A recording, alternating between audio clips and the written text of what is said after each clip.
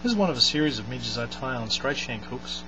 Generally, there's a habit ingrained into me by my boss. The first store I worked at, the Beaver Dam store, that was Charlotte Downey. Charlotte was a unique woman and a big influence on me, and a lot of the things I tie. Okay, so we've got a 900 BL size 18 in the hook, 7/0 thread, 70 denier thread, black. This midge is Pat Dorsey's Mercury midge, and the Mercury comes from the name of that bead, which you can see shining out so brightly. The other thing we're going to use is some small copper wire. Have that sitting handy, and a little bit of black superfine dubbing. Okay, you can do this a couple of ways. On this though, I'm just going to tie the wire in, run it down the top of the hook just to give me a little more body, not too much.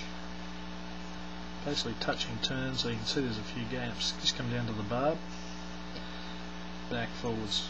You'll hide all the sins, the first layer under the second layer. Back to the hook. This is a really good little midge pattern. I use a lot at the dam, below Bull Shoals Dam. It's very fat, flat, very slow. One of the few places I use glass beads when you don't want to sink too deep.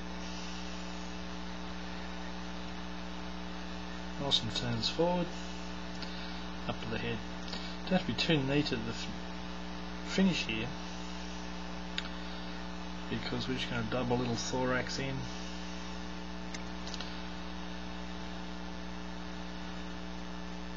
Fish it on light tippet, a little bit of dubbing.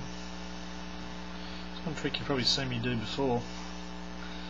Kick it sideways when I'm dubbing. Doesn't matter so much here, but I find if you've got stumpy fingers, just got a little too much there. Just wait my fingertips, roll on little thread, and push that all the way up to the hook really easily. Which you can't always do if it's in the vertical position. You know, the vise itself will get in the road. You want to tighten it up there. You know, much easier to have that vise positioned out of the road. Okay, now we just wind on a few turns, not too big, you don't want to be too much bigger than the bead. Alright, and a couple of finger whip finishes just to finish off the fly. Very simple, very effective. You should be able to spit these out pretty quickly, because you lose a few to fish up there. The dam is very tough, very simple little midge. Dam is a great place to test your skills, and this is one great fly to use there.